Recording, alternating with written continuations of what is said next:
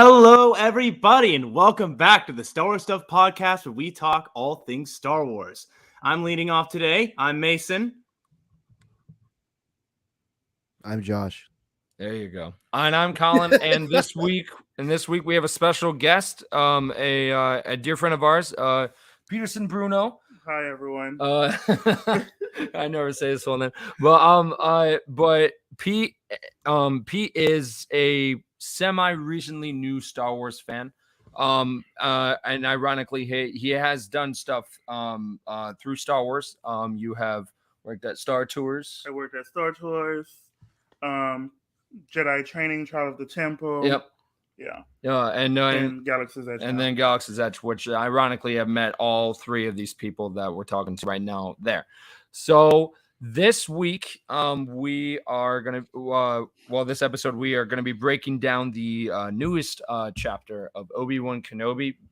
Before we break into it, what were your overall thoughts? Let's start with Mason. It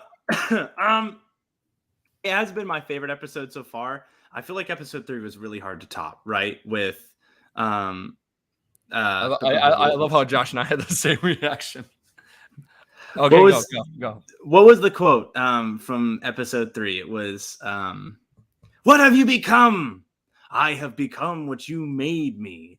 I love it. I love the Vader action. I love that scene. It was very opera. I think it was a really good return to the roots of Star Wars, like the return to the roots of the original trilogy. That was such a classic Vader one-liner, and I love it. So good. But as far as this episode, I thought it was interesting. I loved. God, there's so much to unpack. Obviously, the fight in the hangar I thought was cool. I love the scene. I love how it was sort of like a breaking and entering sort of spy duo, where we had the turncoat Imperial officer sort of leading Obi-Wan through the fortress or whatever, the Fortress of Solitude. And I kind of like the little quick moments where they almost got spotted. I really liked when the Imperial officer came up and was like, "Let me check your credentials." Spy. Just kidding. Yeah. That felt like it felt Jones. really similar to what we see in Indiana Jones. In Indiana Jones 4. I said the exact same thing. I was like, "That's Indiana Jones." Yeah. Funny. To be fair, I mean, did you ever finish, Mace? Did you ever finish Fallen Order? No, we know he didn't. Why on earth would you ask? No, I mean, because this is a very Fallen Order episode. This is so many callbacks to Fallen Order. A lot. That's actual okay. location that actually say what you need to say. I've signed myself up for spoilers. I mean, we get the name drop of actually being Nur, which is great. Yeah.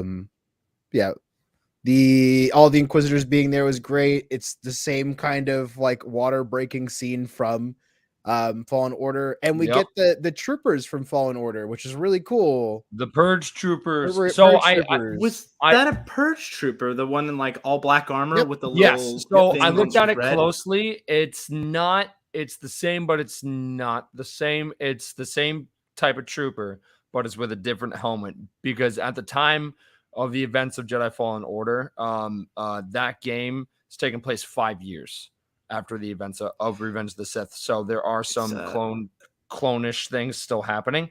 But now that we're kind of in the prime of the Empire, it's like, okay, so now we're seeing full out Imperials. So now if you look at it, it's not the same clone medical trooper that we saw in the Clone Wars, but where they just spray painted it black. Now it's full out stormtrooper black helmet, very close to a shadow trooper, but it's a Purge trooper. I thought it would have been a little bit more action. Yes, so there were a lot of elements of this episode that I loved. Again, spoilers for this entire episode. That my favorite part was when we actually got to see I'm calling it the trophy room, of where all of the Jedi that they've killed over the years were just in that room. That was something I didn't expect. The first Jedi that I was blown away to see, which is from the Clone Wars, was Jedi Master It's the one Tara, that was hanged out with like Ahsoka, right? Yeah, like Tara, little Ahsoka. Tara Zinyu. Yeah, his name is weird. Yeah. Because I saw him and I was like, oh my gosh, it's the guy. But it's crazy to me because it's like really like that's like a deep cut. And it was like Dave Filoni definitely had his input. He was like, it's like he probably had a list and was like, all right, let's put in this guy. Because at that point he was almost 200 years old. So he's like, whatever. We don't know that he's dead, right? What? We don't know if any of them are dead, right? I thought they were just like not exactly, because some of them do look like they are alive. Would Obi-Wan be able to feel that through the Force, though? Well, that's in Rebels. If you remember when they tricked Kanan and Ezra and Phoenix Squadron of where Luminara. They was like, "Hey, this is Luminara, like she's alive," and then they come in, and then it turns out that she's dead. And they faked it through the Force, and Kanan was mistaken. So I think they're dead. I would be really blown away, because there's also that youngling that was. What was with that? So it kind of does look like they're frozen in time, but at the same time, they don't look like they're frozen in time. If I mean, like, no joke, if they're just frozen and then they thaw them out and they're alive. That's a big error in my opinion, because if they're frozen and then they unfreeze some of them and they come out, it's just like, okay, so where are they? Where are all of them, like throughout the galaxy, like during the, and more importantly, why couldn't like big characters have just done this all along? I would just have thought like, hey, this is what we have with our technology. There's two options in my head that I was thinking. I was like, well, three options. So this is just a trophy thing. Cool, whatever. Second one is going to be that this is like, hey, we just lost an Inquisitor. Time to add a new Inquisitor. Yeah. Okay. And then the third one has to do with which is everyone thinks this has been talking about, how it's like it's more of that cloning stuff. I don't know. I feel like the interesting thing for me is like I was like, how are they passing all of these stormtroopers and they don't notice Obi-Wan and Leia under the coat? That was my biggest thing. I saw that this morning. Obi-Wan was trying to smuggle her out like in his coat, and I was like, how do you not see a guy with 4 legs? I was like, are you blind? So good. Clearly you can look at the coat and notice. Jeez, the man, trench coat. My favorite part was Leia peeked out. Just a face. He closed it and no one noticed, and I was like, oh, okay, well, I guess that's happening. Sure, why not? But hey, Liam, but to kind of break down of the episode, I thought it was before we break it down, I love the episode. We didn't get flashbacks. It was the perfect opportunity to do it, and we didn't do it. So now I'm like, how are we gonna get flashbacks in these next 2 episodes? Because there's a lot to cover. There's a lot to cover within these next 2 episodes. I knew you were gonna be upset about it. And as of right now, it's only rumored for there to be a second season. At this point, this was supposed to be a limited series where there would only be, this one long story in this one season, and then that was it. I feel like it goes back to Tatooine and boom. I feel like there has got to be another season because like so much cheese was giving. Yeah. And I feel like there is more to come. So I can definitely see another season. Like this can't be just it. Because that is what I'm hoping. That's it. Right. 2 episodes done. Because of the original idea was that Obi-Wan Kenobi was going to be this one. Obi-Wan Kenobi would be this one season because it was originally supposed to be a movie. But when Solo, a Star Wars story, like that movie came out, and that movie didn't do as great, not because of the reasons that, you know, people were saying, oh, because, you know, it was just about one character. It failed because the Last Jedi wasn't, you know, as well, but I won't get into that. But Solo didn't do well. So in their minds, they're like, oh, hey, you know what? We are just gonna, you know, try and do something different. And then they were like, we're doing Disney Plus. We could turn it into a show. And they were like, I don't know how Disney Plus is gonna do. A couple of years later, we get Mandalorian season 1. That movie, I mean, that show did so well. And they were like, all right, all of these shows that we're thinking about doing, we're going to do them, and they're greenlit. So now you have all these new shows coming out. And Obi-Wan Kenobi's been the number one show that everyone's been wanting. And some of the expectations have been met, but I'm hoping that all of them will be met by the end of the show, because if not, you're going to have a decent amount of disappointed people. I was really disappointed to not see any lightsaber fights at all while Obi-Wan was in the fortress, like the house of the Inquisitorius. It was weird for me. Like, obviously, on one hand, you don't want people to, like, you don't want them to throw that away, that special moment away, like, ahead of time and kind of ruin it. But at least, like, a little bit of saber fighting would have been really nice to see.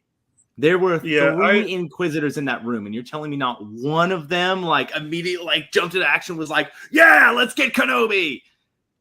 And I definitely agree with you, Mason. Like, I was telling Colin, I was like, wait, that's it? Like, that's all we get? Like, I definitely felt like there should have been more in that episode.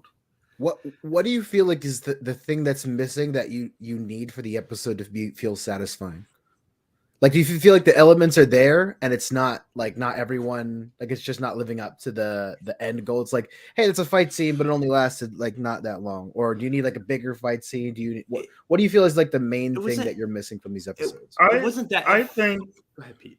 I think from the last episode they teased us with Obi-Wan and Vader fighting, so I felt like they should have continued that, because with this episode we're not seeing that. You get what I'm saying? So I felt like had they added a little bit more, it would have just like they would have done it for me. This is my opinion.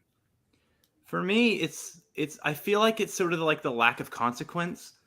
So I felt like the fight scene was sort of lacking a purpose for me. Why was the fight scene there? Why even bother?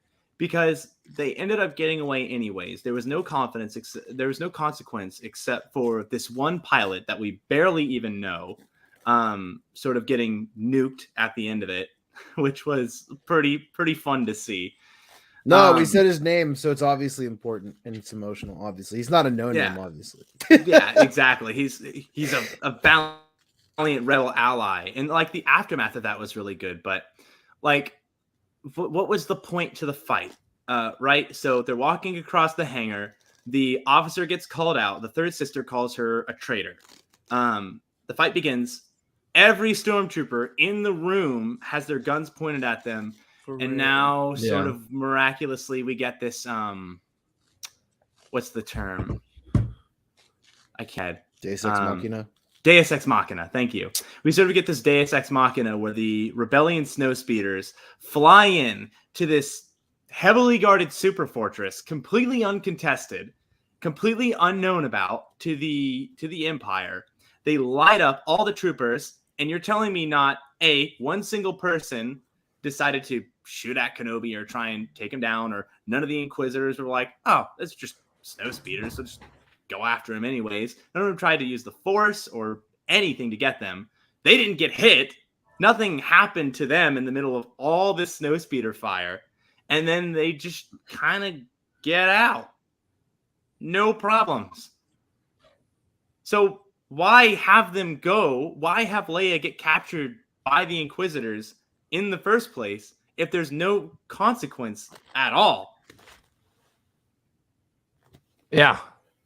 No, I honestly think that the next two episodes really have to, they really have to fill in, a lot with what we're gonna see.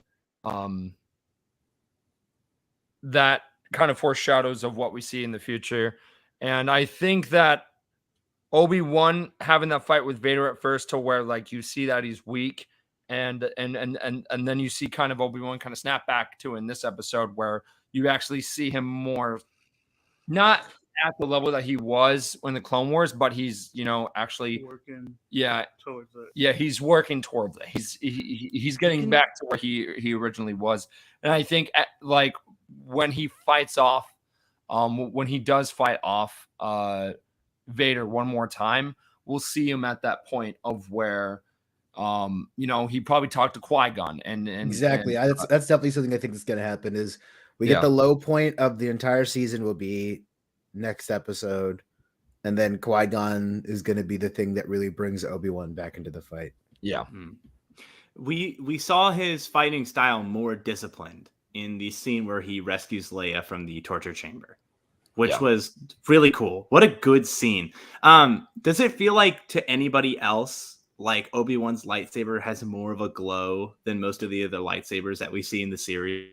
I feel like it's and I don't know if that's brighter. just because they show him a lot in like dark. Yeah, I think that might be because they show him in more dark lit areas. Like every time he's ignited his lightsaber, it's been pretty dark. Anyway, I think that's just really cool cinematography. So whoever came up with that, kudos to you. That was amazing. I'm pretty sure it's because it's now just because that the lightsaber is actually physically there to bathe the room in light, whereas before it's always just been CGI. So this is like the first time we actually get to see his lightsaber ignite and it actually fill the room with light because it's physically there. Yeah, that makes sense. Toasty Waffle says, I love this episode overall, but yes, I definitely did want Obi to fight at least the Inquisitors. Yeah, I agree. Man, I want to see their spinning lightsabers more so bad. I want to see them fight in live action with their spinny sabers. So, I love the Inquisitors fighting style. So something else in the trophy room that I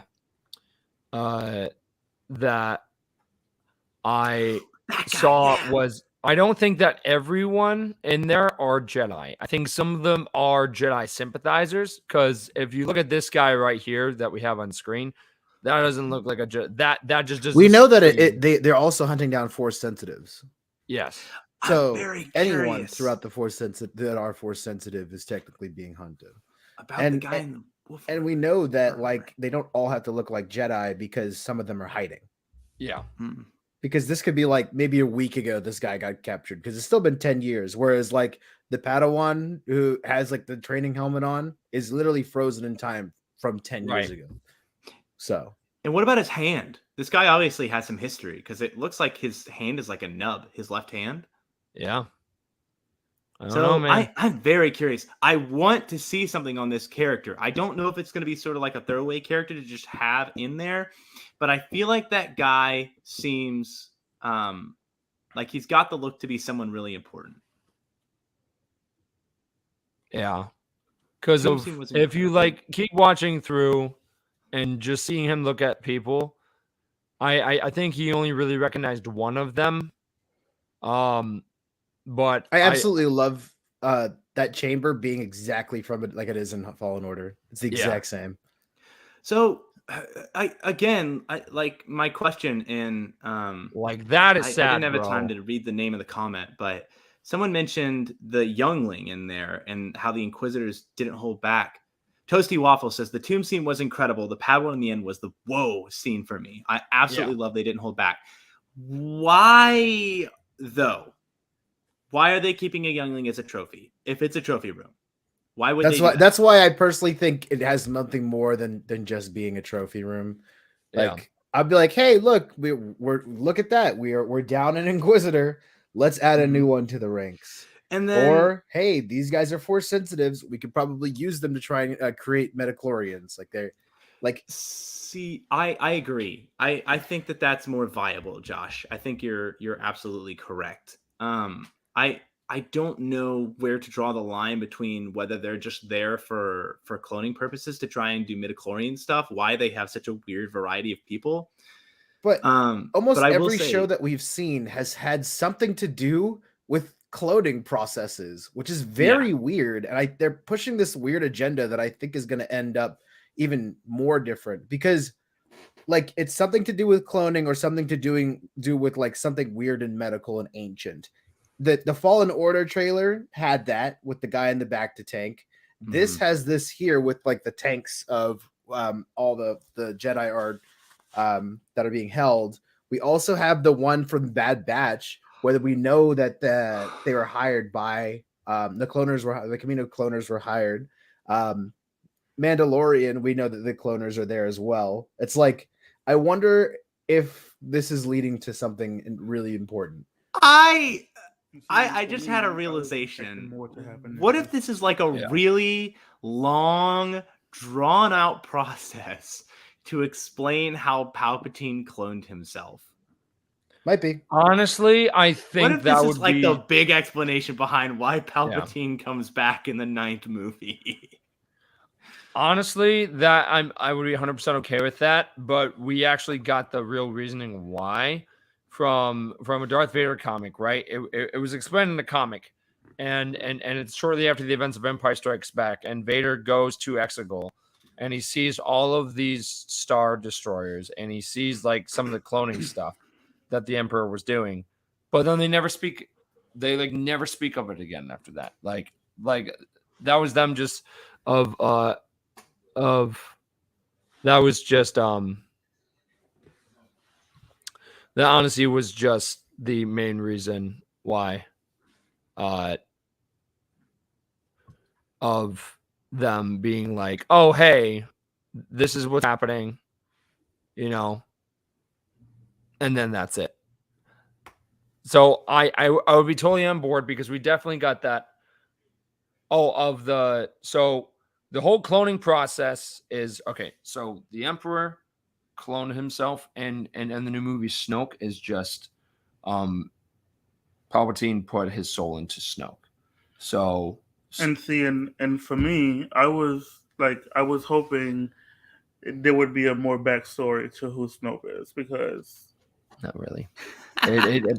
Because of Snoke really isn't Snoke, it really is not a real person. It was just a cover up that the Emperor made. So the Emperor put his soul into like Speaking of characters that were on screen for a few seconds and then died immediately. Right. He put his Force essence into the Emperor, which is kind of what happened in Legends of where like the Palpatine would just keep putting his essence into like different clones and like different younger versions of himself because the cloning process wasn't done. But Palpatine definitely is obsessed with cloning, and we see that throughout the Clone Wars. Like that was all the main scheme of Palpatine, and we see that later through the Mandalorian because we see like different cloning process, and the characters don't know what's going on, but we as the audience know what's going on. We don't know if that's confirmed yet. I will say this. Yes and no. At least. Yeah. Oh, go ahead. You're fine. Because it's a speculation and more kind of like, hey, that rhymes, so it's obviously got to be true. But right. I would love for a complete like Dave Filoni moment where he's like, actually, no, this is completely different. That would be wild to me because all signs lean towards it. And then if you remember in that episode in Mando season 2 of where of that scene in Mando season 2 of where they go back to Navarro, and then you see and you see Grogu eating the blue cookies and he pukes and stuff like that. So in that episode, macaroons, you uncultured swine. Oh, whatever. But in that episode where we actually see like the cloning tube, you actually get to when you see the clone, it looks like in there or the person in the tube, you actually hear the like Snoke's theme. Like if you listen very closely, you can hear Snoke's theme in there for a couple of seconds, and all signs point towards their doing exactly what Mason said, which is trying to fill in that, of that story of how Palpatine came back. Because the only line that we got in episode 9 before we got any of this information was the laziest writing of all time, which was somehow Palpatine returned. And then that's it. Yeah. So I will sort of contest you on this. And obviously I know, but just for the fans' sake, I would argue that it's not even Palpatine being obsessed with cloning. Palpatine is obsessed with what every Sith ever is obsessed with. Which is living forever. Yeah. Exactly. Maintaining that power, because the Sith's only fear, right, is death itself, because then they lose everything. And the only thing that they strive for is power. And in death, there is no power. So, which we definitely will talk about more Sith later, because there was news recently that came out about the new show Acolyte that talks about some Sith characters from Legends becoming canon. So we'll which this is actual news. So who are Sith who are Sith characters that we know technically aren't canon? So this is outside of my department. Oh, y'all. So because like we knew a whole bunch weren't up until you heard like what the fleet was called in like the most recent episode movie, and then yeah. So Darth Nihilus isn't, because I almost like what is the name of the ship fleet, because I remember it being like this, like the Star Destroyers being named after ancient Sith. I know the Sith Troopers were named after ancient Sith. I didn't know the Star Destroyers were as well. Not every single ship was named after a Sith. Well, they probably were, but we didn't get to see every single ship and every single ship's name.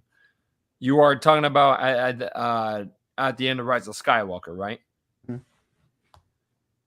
Yep, because of there is Darth Bane, there's Darth Malak, there's Darth Raven. I'm not saying all these are not canon, but that's what I'm saying. Is like if those are already canon, because of the ships being named that, I'm kind of wondering, like, because of Darth Raven and Darth Bane are canon, because of Darth Bane came back as a Force. Like, who is Raven? Are you being serious or no? Oh, Revan. Oh, Revan. Okay. I knew it. I was waiting for it. Okay. Well. Anyways, Darth Bane recently came back in the Clone Wars, and he was actually voiced by Mark Hamill. Yes, he was. Which and at the time they actually went to the Sith, the main Sith homeworld, which is Korriban. But then when the new movies came out, they were like, well, actually Exegol is the real birthplace. I was like, oh, okay. Which I know all this is being like, all of what we're saying, you're probably just like, yeah, cool, awesome. Yeah. All right, Pete. We get into Star Wars deep lore here. Our deepest apologies. Heard that. Yeah. But yeah, no. So going back to Kenobi, one other thing that I like about all these new shows is that they're adding new planets to the canon and to lore, and the planet Jabin, I think we'll definitely see more in the next episode. What do you guys want to happen by the end of the show? Because right now, there's not going to be a season 2. Like, season 2 is not happening until they officially confirm it. So what do you think is exactly gonna happen, like, in your minds? Josh, go ahead. Next episode, I mean, I think they're just gonna keep running. They're gonna get almost to the end, and Leia is gonna be separated again. Obi-Wan again, and or not separated, but like very close to being like death between the two of them. And then he's going to be able to hear, and then it's going to be, I feel like it's really going to be the low point of the series. And then it's hyping up for the next episode afterwards, where we get an actual real showdown with Vader. And I feel like Obi-Wan's going to be able to hold his own again. We're going to get a big fight scene like we did for Mustafar, and they're going to go their separate ways. But yeah, that is Honda's home planet. Oh yeah, you can't even think about that. Yeah. So technically, in a way, Hondo did make an appearance. Yeah. Wouldn't it have been nice? Because of our theory is like Hondo. All right. So Obi-Wan and Hondo actually have history. So in the Clone Wars, Hondo Ohnaka actually captured Obi-Wan and tried to sell him back to the Jedi for credits. Mm-hmm. And then Hondo also showed up during the Galactic Civil War. So he actually ran into some of the characters that we'll see later in the Ahsoka series, which Hondo also knows Ahsoka, and then all of this leads to the events which we see him over in Batu over at Anaka Transport Solutions. But Hondo has done a lot. Hondo has done a lot in the and the Star Wars canon in general. He's seen a lot. He's done a lot. He's an old man at this point, like a very trusted. Yes, he cannot be trusted. Because he is a scoundrel and he's all about profit. Like that's all we know Hondo is good for. So seeing him and Kenobi or just something soon in canon, that is what we want because I think it would just fit perfectly. And honestly, Obi-Wan and Hondo have the most history out of all the characters that are getting shows. So that honestly would be really, really, really cool to see. Because of Hondo talks about it all the time of saying, oh, like, you know, I have my best friend was a Jedi, or at least I thought he was. Because he some things he says is true, some things he doesn't. But I definitely agree with what Josh said, to where like you can tell slowly and surely Obi-Wan is like working his way to like being full on ready. Yeah, because you can, from the beginning, he wanted nothing to do with trying to help get Leia back or anything like that. Right. He's given that life up. And then now, like I said, slowly you can see he's using the Force, especially in the last scene. So I agree with what Josh is saying. Yeah. And I think everyone will. I mean, it's very anticipated right now, but I think when Qui-Gon and Obi-Wan actually speak, I think that's when Obi-Wan will fully be like, all right, my mojo is back. I'm ready for the fight. Let's go. And then I think Vader will be caught off guard, be like, what's going on? And then somehow Qui-Gon will speak to Vader in some way, and that will snap him like back from Vader to Anakin for a quick second. And then something I think that was missing for me was there was no, like, I would have thought, because it's like that in the book of Obi-Wan where he's sorry for failing him. And I never got that from this series. Like, he's like, oh my gosh, I can't believe I made you like this. But he never like even apologizes. I would have loved a scene where like Obi-Wan was like, I'm actually sorry that I've gotten you to this point. And he's so like absolutely depressed that he failed his friend. And then like that would have been the low point for me. And then Qui-Gon comes in and he's like, it's not your fault. And then that's what brings him out of it and back in the world. That's something I thought would have been a better way than just being like, oh my gosh, I'm a bad man. I'm seeing your face. Okay. You like seem confused. I will say this at least to Obi-Wan's point. I feel like we got a lot of that in Revenge of the Sith during their like climactic opera battle. But that's Planet Mustafar, and then we got it in the book. And I think like now, what is this? 10 years? After Revenge, Obi-Wan has been through so much in 10 years. He's been a hermit. He's been living this day-to-day life trapped within his own thoughts. Maybe he's had time to get over that sentiment or ruminate on it enough to be like, yeah, no, Anakin has let himself fall to the dark side. He has let this happen to him. I 100% agree with Mason. I don't so much agree with what Josh just said, because here's why. Like, Obi-Wan did try to like detour Vader from going down that rabbit hole. You know, he tried all of that. But I felt like Anakin was like, listen, like, I'm gonna do my own thing. So in a way, he kind of got himself. He failed himself. Like, no one else did that but him. Right. So, and towards the end, you can see where Obi-Wan was hurt. Was like, you know, you were the chosen one. Like, right, but but the thing that some people like kind of try and stray away from is Obi-Wan knew that Anakin and Padme were a thing. He 100% knew that. He sensed it, but because of what happened with him and Satine, as like when Qui-Gon went away and then he trained Obi-Wan through that 10 years from the Phantom Menace to attack the clones, Obi-Wan did grow an attachment for Anakin. And there were definitely other Jedi Masters that saw it, like Yoda, definitely saw that. Mm-hmm. And but when Anakin and Padme reunited, Obi-Wan definitely saw it. He probably didn't realize they got married at first, but through the Clone Wars, he realized it and found out, because there was that scene in the Clone Wars in the second episode of that Bad Batch arc of where Anakin is talking to Padme, and Rex is trying to cover it up of saying like, oh yeah, General Skywalker's in there just inspecting my helmet, and then Obi-Wan's like, well, what's going on? And then Anakin comes out and he's like, don't worry about it, Master. It was just mission talk, he was working on his helmet. And then Obi-Wan says, I hope you told Padme that I said hello. And then everyone has an awkward pause. We hear Padme's theme. Anakin kind of low-key glares at Obi-Wan and then walks away.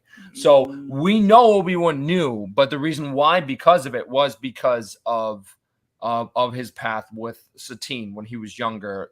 She was the ruler of Mandalore, and he didn't want Anakin to go through the same thing that he did, because he lost his chance at love, and because he grew an attachment to Anakin, he didn't want that to fall on him. So Anakin is now blaming Obi-Wan and Palpatine for his downfall. But because he can't defeat the Emperor, and he knows this, because the Emperor has this power over him, he's putting all of his anger and frustrations on Obi-Wan. So that's why he's so keen on hunting Obi-Wan. He's and then when you see him later fight Ahsoka at some point in the timeline, he's not really keen on fighting her. He really wants to use her, but he's not angry at her. He's mainly angry at Obi-Wan. And that line from the last episode where Obi-Wan's like, "What have you become?" And then he's like, "You are what I am what you made me." And that's a statement in his mind, because he doesn't blame himself. He blames Obi-Wan. But when the real person that he should have been was Palpatine, because that's who tricked him, I feel. Yeah. And like, you and I, we've been having this conversation. I feel like Obi-Wan tried to stray him away, like, you're going down the wrong path. But, he wanted power, he wanted more, because, like I said, with the promise that he made, so I feel like there's no one to blame but himself, although he thinks that it wasn't his fault. I will say this, Josh, I do agree with you. I would like to see more of that side of Obi-Wan. What I also want to see in that moment, though, is if he does sort of confess, like, Anakin, I am truly sorry for what has happened, for this rift between us, for me failing you. I would also like to see resolution in that. My point of me saying that is that I believe that what is lacking is an emotional value in these episodes. Yeah. And I feel like an emotional value would be seeing Obi-Wan be able to move on from grief of failing his brother. And 100%. What he feels like is he basically caused the complete and absolute destruction of the Jedi and or the world that the galaxy that he knew. And I think if he could find peace through that and move on through that, I think that would have been a much stronger message for the series. But that hope is meant to be with Luke and Leia. So yeah. I definitely would like to hear a sort of moment like that ends with, but you chose this path for yourself. Yeah, exactly. And see that resolution. So I will say I agree with you there. Whether they're going to do it or not, we'll see. We'll have to see. So something that Joseph Jansen said, which was one of the Jedi in the tomb seer from Jedi Fallen Order? Because it sure looked like her. I was gonna say that as well. When I saw one of the people in like the tombs, can we pull up that picture? Yeah, I'll pause pull it it up on right that now. picture real quick and get a better look at her. So Mason, you think they didn't have that emotional connection towards the last movie? Is that what you're saying? I think there is an emotional connection that we see. That emotional connection that we see between Obi-Wan and Darth Vader is one that we've seen very familiarly in the original trilogy, though. The very much the when we last met, I was but an apprentice and you were the master, and now I am the master. I think it's sort of one of those where we get to see Darth Vader in his element, sort of like being condescending towards the Jedi and the light side of the Force in general. What Josh wants to see, I think, is something more rooted in the prequel trilogies, where it's that scene on Mustafar where they're fighting and they're talking to each other. And we realize that Obi-Wan feels like he himself is the failure for letting Anakin down. And I would like to see the middle, the compromise, where it goes from Obi-Wan being sorry for failing Anakin to Obi-Wan realizing that Darth Vader is becoming the penultimate evil and moving on to better things, training Luke to become, the chosen one of the Force to bring balance and whatnot. Yeah. Okay. So are we hoping that the last two episodes are at least an hour long? Because I think the first two episodes started off strong. I think they started off really strong. I love the length of it. Toasty Waffle says, okay, but what will Qui-Gon say to Obi? That's what I'm saying is like, that's what would have been great to have Qui-Gon be like, hey, yeah, don't blame yourself, bud. yeah. It'd be interesting. And something else as well, which is again misleading. Actors lie all the time. Is Liam Neeson, came out a couple of months back saying, "Oh yeah, like I'm not coming back to Star Wars unless it's a movie." And then no joke, he was announced that he's going to be in Tales of the Jedi, and that's going to be an animated show. So it's like, okay, that's great. And then people are like, he's not going to show up in Obi-Wan. There's no way. And I'm like, it's live action. Of course he's going to show up. It's just it's very, very, very hinted at. It's just like we've had so many episodes of him just like begging to the Force to hear his old master. Yeah. We haven't heard it yet, so it'll be interesting. Ideals are great until you see a paycheck. I think they definitely will talk about Anakin. I would be shocked if they didn't talk about Anakin. I think they will say exactly what Josh said, which is where Qui-Gon will say, "It's not your fault what has happened to Anakin. You did your best. He fell to the dark side because of Palpatine, not you." And I agree with that. Yeah, because there's no one else to blame but Palpatine. Yeah. So I think the Jedi Order, but I also think a little bit of the Jedi Order. We knew that why Qui-Gon was going to. They were definitely blinded by their. Not that they were seeking for power intentionally, but you could definitely see, especially near the end, of where Mace Windu and just different Jedi that were just hey, all right. Think of it like this, so. They're meant to be protectors of peace, right? Is there a point where, all right, there's so much order and there's so much protection that like everything is regulated. Every place has to have somewhere where you have Jedi walking around. It'd be like, why are you in my face all the time checking if I'm good? We don't need your help here. It's okay. And that felt like too much of a stranglehold on the galaxy. It's like you're meant to be protectors and help people, not try and police it. That's the difference. The Clone Wars definitely brought out the worst in all aspects of the galaxy. I will say this. I think the fall of the Jedi was primarily caused by their hubris by the idea that they were like the top dog. They were the top ruling order. Peace had lasted in the galaxy for years and years and years, hundreds of years. And then the break of the Clone Wars, I think, like sort of turning them from peacekeepers into soldiers was really like the breaking point, where our Jedi that were supposed to be focused on peacekeeping are now fighting wars and getting gunned down by squads of battle droids. And all these little things going on to distract and divide the Jedi Order so they could be picked off one by one. So Sidious was able to fulfill his master plan. I think there are so many little elements working towards that. Like the Jedi were so blinded by their own hubris and so pulled apart that it was just slowly but surely over time cracks in the marble until it split in two.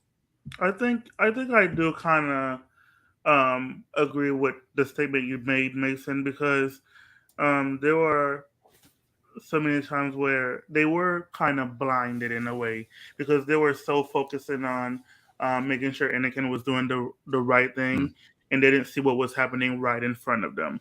So in a way, I kind of agree with you, but in a way, I'm like, well, I probably would have been on edge too around Anakin as well too, because instead of like taking information from Palpatine to give to them, he did completely opposite. So in a way, do you blame them for being on edge? You get what I'm saying? If that makes sense. I think I really handled it differently. Yes, I don't blame them. No, because of there's a scene in the Clone Wars where Ahsoka is like, in like, no joke, it's near the end of the Clone Wars. It's in season 7, and it actually is a scene that is happening in Revenge of the Sith, of where Mace Windu's like, I sense a plot to destroy the Jedi, and then Ahsoka walks in the room, and then you see like of them being holograms, and they're talking to Ahsoka, and Ahsoka is wondering what's going on, because no joke, she had the solution to the problem that could have stopped the entire Jedi Order from falling, or like most of it. And Mace Windu's line was like, he was like, "Oh, I'm sorry, this is Jedi business. Don't worry about it." And then he hung up, and it was just like, yeah, no joke, man. You put yourself in the coffin, like right there. Like, I'm sorry. Yeah, this is business of the Jedi Order, Citizen Tano. Yeah. So that to me was like Mace Windu is a great character, but at the same time, as much as he follows by the book, he's a very like strict to the point Jedi that like he follows the book to a T, but sometimes if you were like Anakin or Ahsoka, where you like kind of bend the rules every now and then, like that makes you more human. Rules are meant to be broken. But if you look at Mace Windu and Kai Aurimundi, those Jedi Masters were just so to the point of where, like, you know what, this is the problem, and they would look for the problem, and then they would try and find a solution, and instead of being more optimistic about things. And that also happened when Ahsoka was on trial during the Clone Wars, because of she was being accused of bombing the Jedi Temple, when in reality wasn't her, and some of the evidence did point towards her, but no one believed for a second that Ahsoka was innocent. No one did, except Anakin and Obi-Wan and Plo Koon. But all the rest of the Jedi, and Yoda was just like, well, all the other Jedi are thinking this way. You know, I have to agree with them. And then all of them made that vote, and then, you know, she almost got executed until her master Anakin came in, who believed in her the entire time and then saved everything. And then afterwards, all the Jedi were like, "Oh, we made a mistake, and this was your Jedi trials, and we know that now. We would love to have you come back to the Order." And please. yeah, no, seriously. And then Ahsoka was like, no, I'm good. I'm out. Yeah, I'm out. I'm gone. I was here, but not anymore. Right. Mm-hmm. So I think the Jedi are like, some of the people on the Order are semi to blame, for some of the mistakes that led us to Order 66. And especially when the answer of Order 66 was told to them by a clone, and then they completely ignored it. By the way, okay, I highly suggest you watch the Clone Wars TV show because of this will definitely It's so good. Like all of those gaps that I'm talking about, like It everything is so I'm talking good about right now happened in that TV show. But can we talk about Order 66 a little bit? Yeah, it's the darkest event that has ever happened in Star Wars history. I was just like, What about? Talk about it. What's up? Yeah, I don't know. Like, I was just like, how it just turned so fast. You get what I'm saying? Like, P just rewatched Phantom Menace: Attack of the Clones and Revenge of the Sith in these past couple of days. So, and I'm just like, I was like blindsided in a way. I was expecting that to happen, but not like that. Not like that. Yeah. And I'm like, well, dang, everybody's like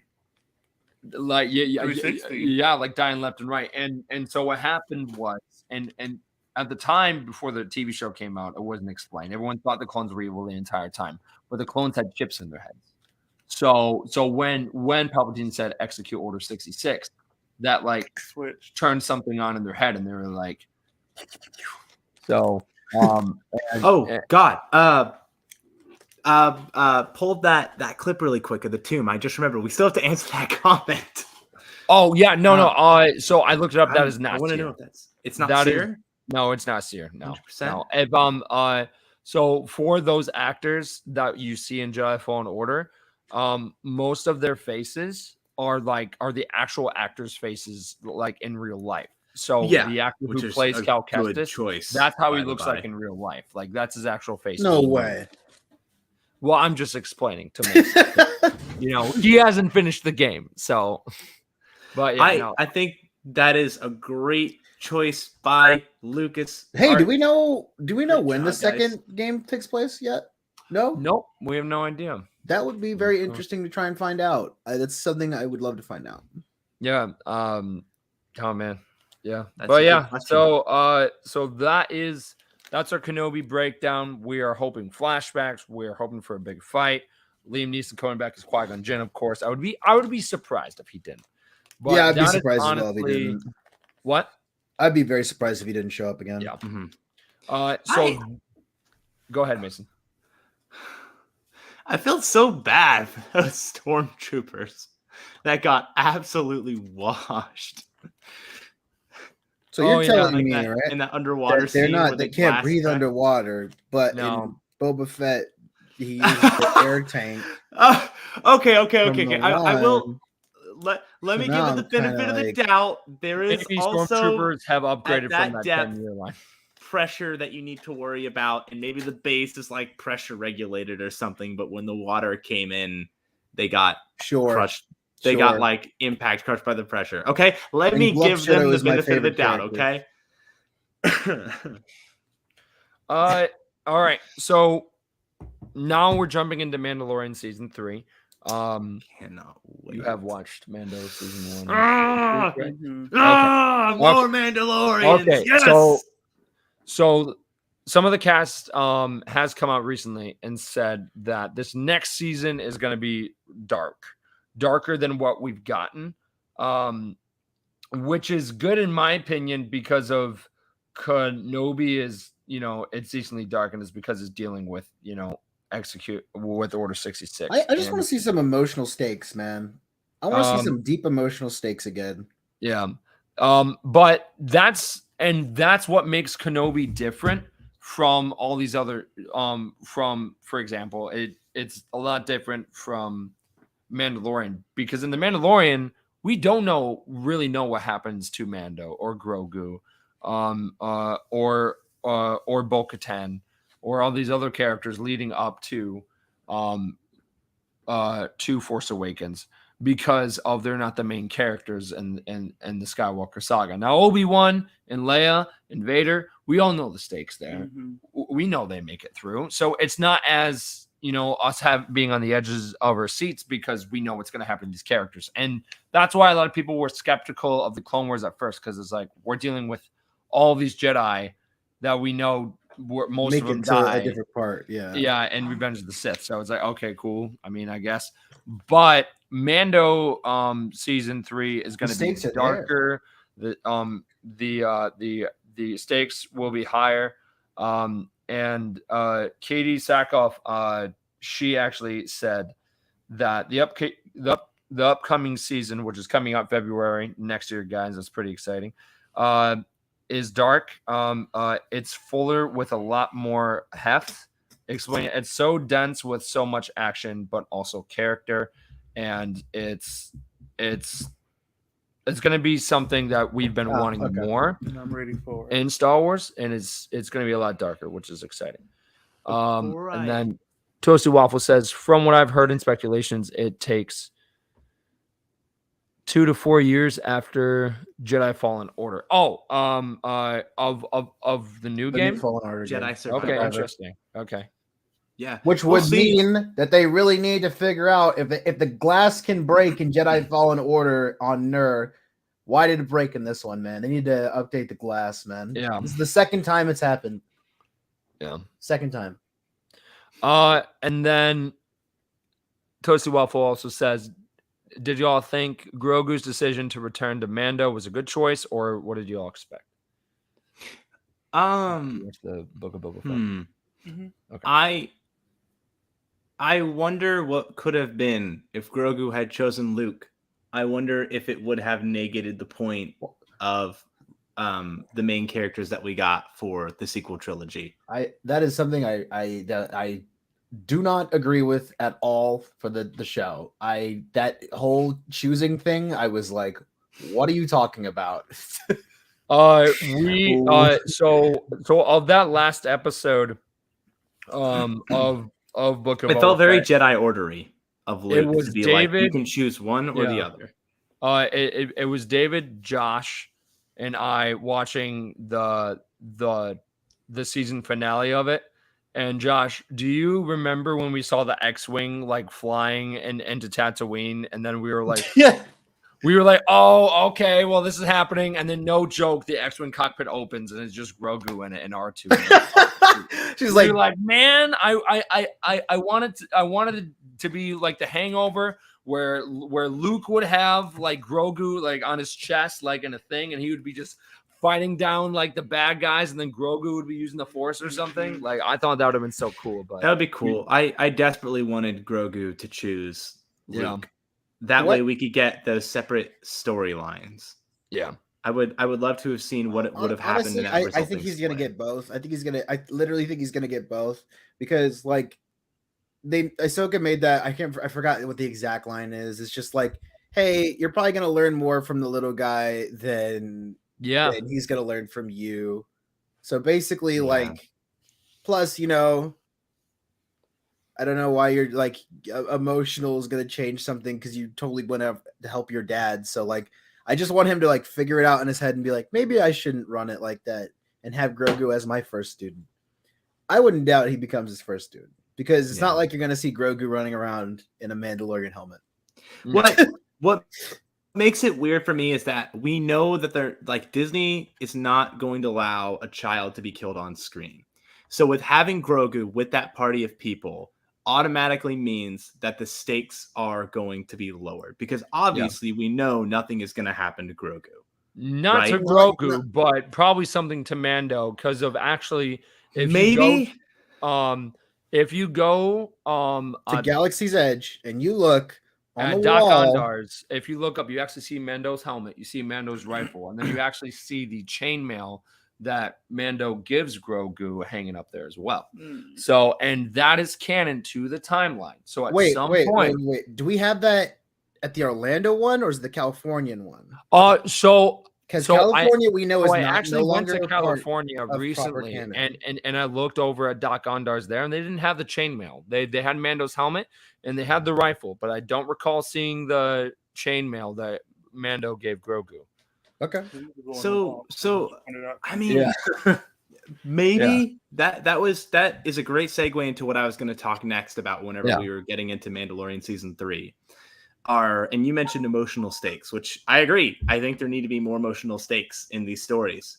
Like we've kind of known what to expect in these last couple series, right? Yeah. Like The Mandalorian is all about Din Djarin and Grogu sort of being these invincible duo that's running through and defeating space pirates and mercenaries or whatever. But now with the introduction of Moff Gideon, we sort of have some intrigue about what's going to happen with that. And I'm very curious to see where that goes.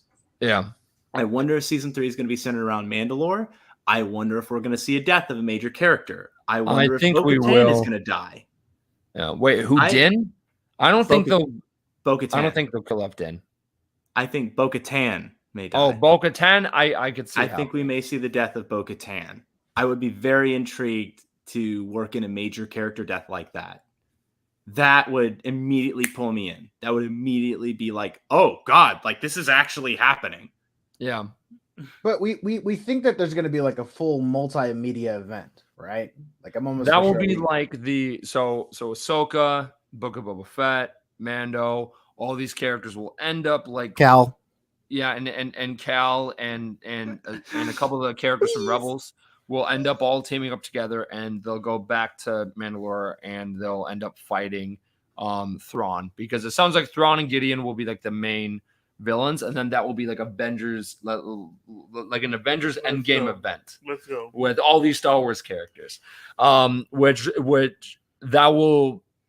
that honestly will break records. Like that will be the moment where people are just like, "Holy crap!" Like this is all really connected. This is crazy because that's exactly what they're trying to do right now, is connect all of these shows. They have to really nail the writing for how all of these series are going to connect together. It's going to be really strange to see all these big name Star Wars characters that are like huge in their story come together and see where they're going to compare to each other. I'm telling you, if we see like an older version of Cal Kestis and Luke Skywalker fighting side by side with each other, Josh and I are gonna lose it, bro.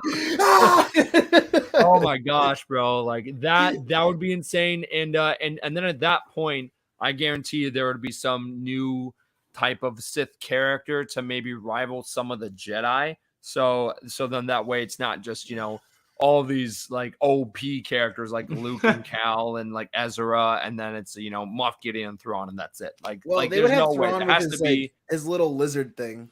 You know what I mean? Yeah. Well, yeah, sure. But yeah, no. So I'm definitely hyped for that. They have done that with other TV shows too, like when the CW with all the Flash, and then they did that for Netflix with the Marvel Defender show and stuff. But I honestly think that that we need more dark and grittier in Star Wars, and we're actually going to see that more this fall on August 31st with the Andor series, which is about Cassian going and that will lead into the events of Rogue really One. Excited for this that series being so many episodes, meaning that we're probably going to get like 12 side episodes stories. Stories throughout, like that could be like a full-on one episodic thing that has something to do with just building up the Rebels. Whereas like you get like those one-off episodes like in the Mandalorian, where you have the Walker versus that whole village, where it's just this contained story. That I was like, it would be great to have that, and it shows how people were turning against the Empire over time. I think that'd be really cool with having like so many episodes being able to be played. Yeah, no, I agree. I wonder if they're going to show that time lapse in Andor, if we'll have some flashback of the planet and how it is before the Empire gets there and everything immediately sucks. Are you talking about Jeddah? To see the gradual degradation of that. No, of the planet that Cassian Andor is from, the one that's that we see in the trailer. Which in the trailer, all of those clones are actual like people in suits, by the way. That has been confirmed because I talked to Hunter about it, which is like our clone expert. He was like, they're all in suits, because if you watch Attack of the Clones and Revenge of the Sith, all the clones you see in that are all CGI. There's no one in those costumes. That's bring crazy. in clone actors. This is what Uh, I like to see. Wow. Yeah. That's crazy. Mm-hmm. And we actually got our first live action clones, like people in the suits. And people said the opening CGI scene sucked for of Obi-Wan the Kenobi. prequels. That was the first Shame time on seeing you people in guys. the actual costumes. Now I have to go back. Yeah. Well, there you go. There's no other excuse to watch the movies again. And so I really think that the more dark and grittier that Star Wars gets, the more people will be, drawn into it. Because I remember playing Jedi Fallen Order and seeing all the Order 66 stuff, and I was like, holy cow, this is crazy. So I'm definitely expecting more. Yeah. I'm expecting more crazier things to come. Speaking of which, there's the show Acolyte, which that show is going to make some dark side characters canon. And I know a lot of us like the Old Republic and that stuff. And with Acolyte, it's going to bring more of some of the characters from Legends into canon again, which is what Disney's slowly been doing through the years, because we never thought we would see Thrawn ever, like ever on screen in any way. And then we saw him in Rebels, and we're going to see him in the future. And it's crazy. But there is there's a rumor and a couple of things of where they're talking about Darth Revan. This is a quote from a page that has been accurate in the past about like leaks and everything, and they say that they're talking about Darth Revan, which I hear they're gonna bring in a lot of these legends: Darth Bane, Darth Nihilus, Darth Malak, Darth Revan, please. all in Star Wars Acolyte. Darth Nihilus is going to be insane. And there's this picture. I'm very curious to see how they'll bring him in. And these are technically semi-canon because of on Exegol. There's kind of like this carving in the wall, and if you pause and you zoom in, you see all of these Sith Lords, including Bane, Nihilus, Revan. Oh yeah, like all of them, and that was all seen in Rise of Skywalker. So technically they are canon, but not like as we've seen on screen. So we'll probably see ghost versions of them and stuff. But what other things from Legends, like of the main things that you want to see from Legends, come into canon? Dash Rendar. That is mine. That like Josh, we have a similar taste in different Star Wars characters and things. So it's just like Dash Rendar is mine, the Outrider. We actually saw that Corellian freighter in an episode of Rebels, and I remember this because how funny would it be if the person in the tank is Dash Rendar? Oh, and the what? In the back to tank. On the back to tank for Jedi Survivor. Yeah, that would be so weird because he's not Force sensitive or anything. So unless they made him Force sensitive, I would love to see them make Star Killer canon in some way. That would be great. That is someone who you would have as that like last event. It's like, oh yeah, the final boss. Guy. I want Star Killer. I don't know if I want his story. I don't want his story. I don't know to be if his story similar, has a place. Yeah. I don't think his story has. Why do you sound like Darth Maul? I feel like if they do Star Killer, then they're gonna have to rework his entire story, and it is gonna be a controversy. Well, people are so attached to that character, And I'm sorry, but Star Killer is like super powerful, right?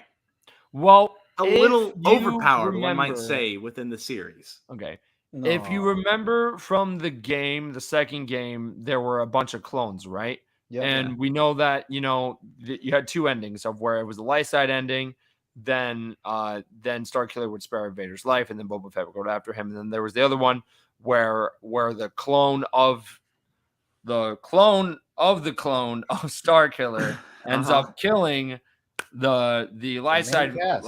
version of Star Killer, and then we get this whole alternate timeline.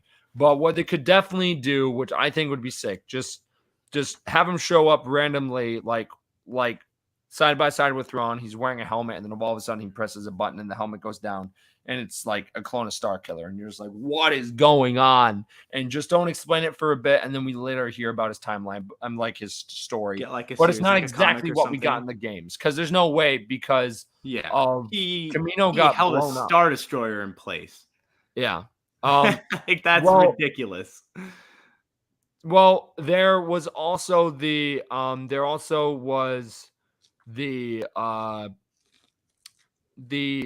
story of where they go back to Kamino, right? And Force Unleashed, and the canon timeline gets blown up in Bad Batch. So they would have to explain that, and maybe, there was no clone timeline or anything, and that he was just there as like a Sith Inquisitor, or like, he was brought up into canon, because Sam Witwer, no joke, it's exactly what they did for Cal Kestis. It's where Cameron Monaghan, like, he was doing motion capture for Cal Kestis. They did that first with Sam Witwer for Force Unleashed. So honestly, we know that Sam Witwer would love to do it.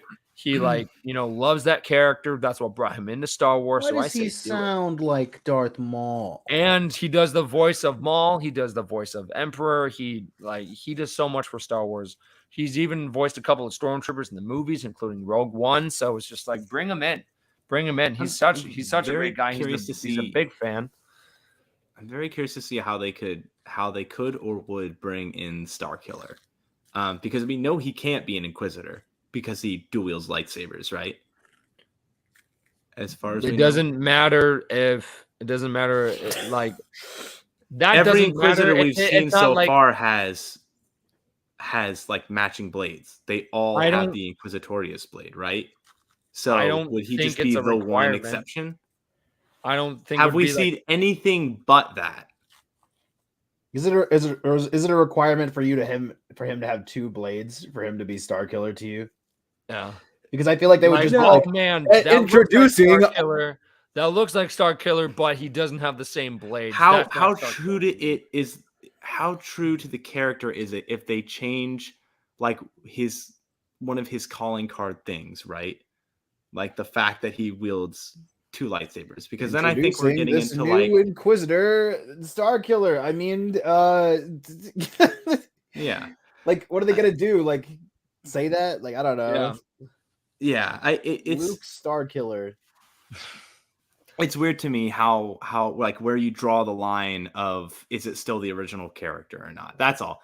So I'm telling you, there's no way it's going to be able to be the original character, because of the timeline in that game doesn't match up with the want it to be the original character either. It needs to find a perfect balance of maintaining the ideals and the story integrity of Star Killer while not having him be an overpowered mess that breaks the timeline canon. So one Jedi that I think would be great to have in the tube that we see in the Jedi Survivor trailer would be General Ram Koda. I think that would be yes, that would be because he was such a great Jedi. But at the same time, I don't know if they would do that, because of then people would be confused because of the Force Unleashed is such like a strict timeline precise game that was in Legends. It's like you can't really do one without doing the other. Right. So I think they could definitely bring him in to the canon, but it would not be tied to the original Force Unleashed timeline, because there's no way it would be able to be. But yeah, that really is the main Star Wars news for this week. I did want to talk to Pete about his Star Wars journey a little bit, because of, even though like you're a fan of this now, when you first started working, like, like throughout these different like jobs with Star Wars and everything, you weren't a big fan, right?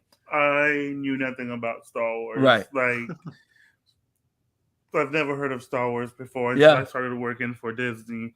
Yeah. And like I was mentioning to you earlier, they used to have Star Wars weekend at Hollywood Studios. And I remember leaving work. I'm like, what's happening on the stage? Like, what are these things? Yeah. And then it's just like I started getting more curious about it.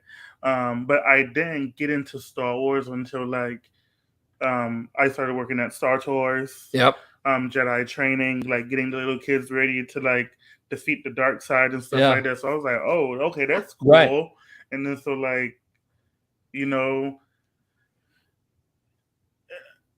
and then like when they started having like people who kind of look like me, which draws me into it even more. Mm-hmm. Like Finn, what's that guy name behind us again? Lando. Childish Gambino. Donald Glover. So Mason.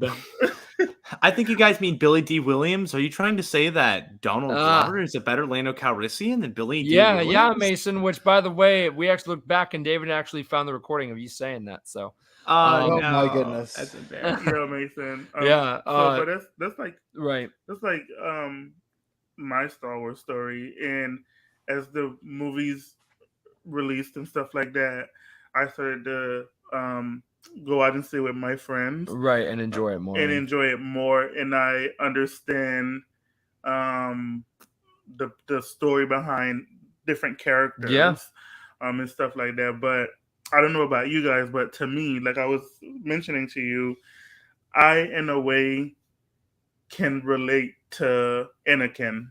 Yeah, like. I mean, who can't relate to Anakin? Not Vader to where like he turns the dark side. Or anything. Killing people. No, not that side. I'm talking about like you make a promise. You wanna uphold that promise. Yeah, of not feeling wanted. Exactly. And not being noticed for your full potential. And trying to prove yourself. So that's the part that I'm talking about. Yeah. So, but yeah. Yeah. It's like Hayden Christensen said when he was remarking on Anakin Skywalker on just or was it Hayden Christensen or was it oh god, who's the guy who plays his voice in Clone Wars? Matt Lanter.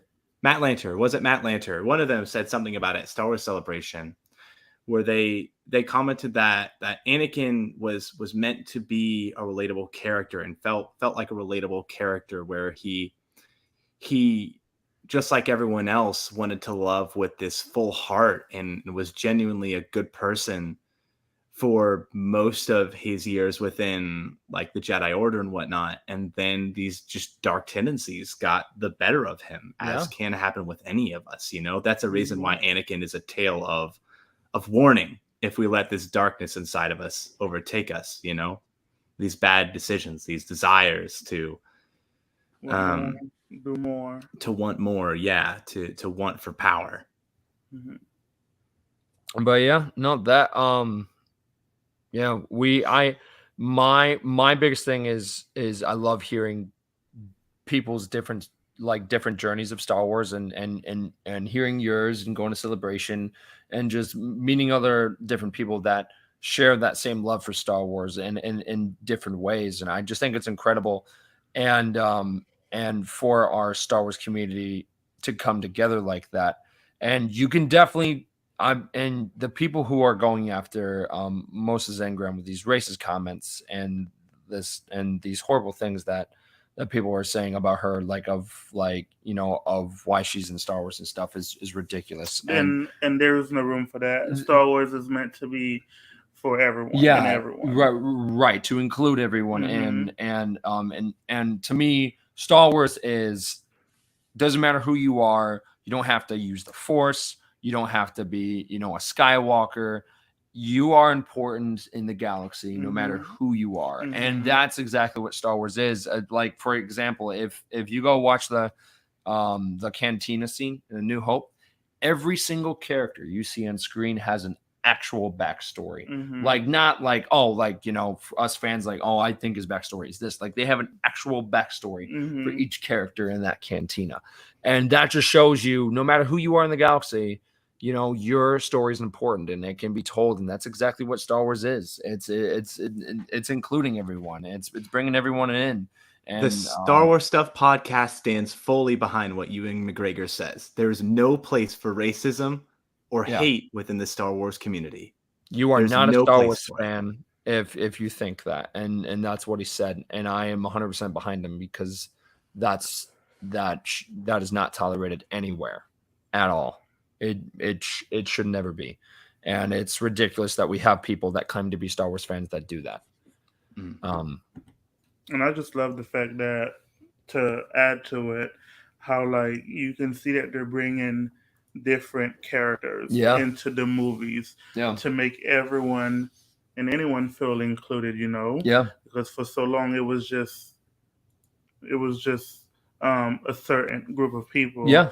But now there are more fans from all different walks of life. Yeah. So it's pretty interesting and it's awesome to where, like, hey, I feel like I belong too because this person looks exactly like me. Yeah. This person looks like you, and this person looks like Josh. Yeah. So I think that's pretty cool. No, it's fantastic, and to me, that's what Star Wars has always been. Mhm. So I'm glad that they're diving deeper into that and everything.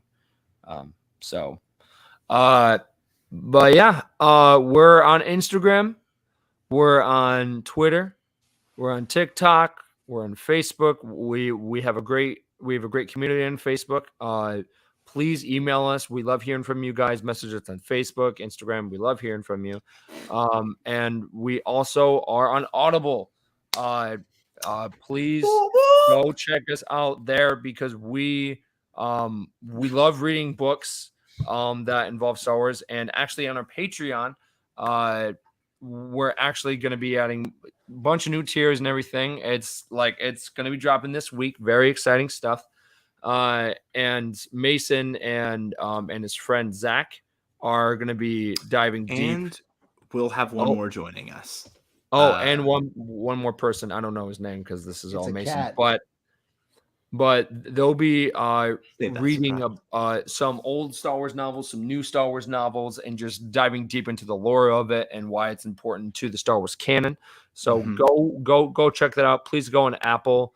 We'll be getting a sort of semi-book review. The book that we're going to be working on first is Brotherhood. So we're all very excited about getting ready for that, taking some notes. And we're not going to be, obviously spoiling the book and ruining it for it. We're going to try and find a tasteful balance. And please go on Apple Podcasts and give us your review. We actually had one recently. It was a 1-star review, but it was really funny. And then it was like, it's just a bunch of friends just talking about Star Wars, and it just seems like it's about them and not even about the Star Wars community. But David is great. And then that was the review. Great job, David. You're killing it out here. David, great job, man. Keep it up, bro. No, but we're just here. Yeah, we're just here, man. But we honestly love doing what we do. We are a group of friends, and we do love Star Wars. Yeah. And I actually enjoy like talking about Star Wars, even at work. Yeah. I'm like all into it. I'm like, oh my God, Colin, like you're like, correction with this, but I'm like, listen, making progress here. Okay. Yeah, hey man, it's all about moving up. But yeah, so we love hearing from you guys. And we also got our own website, Stuff Podcast Network. Click there, go there. It's got all of our info. It's gonna have all of our Patreon stuff. It's got our bios in there as well. And we're also on Twitch. We are getting back into that. A couple of us play Heroes vs. Villains and Star Wars Battlefront 2. That's a lot of fun. And some people rage quit because we're so good. Yeah, it's hilarious. But thank you guys so much for listening. We would not be here if it wasn't for you guys. From Mason, from Josh, from our special guest, Pete. Thank you, everyone. We love you all. May the Force be with you always.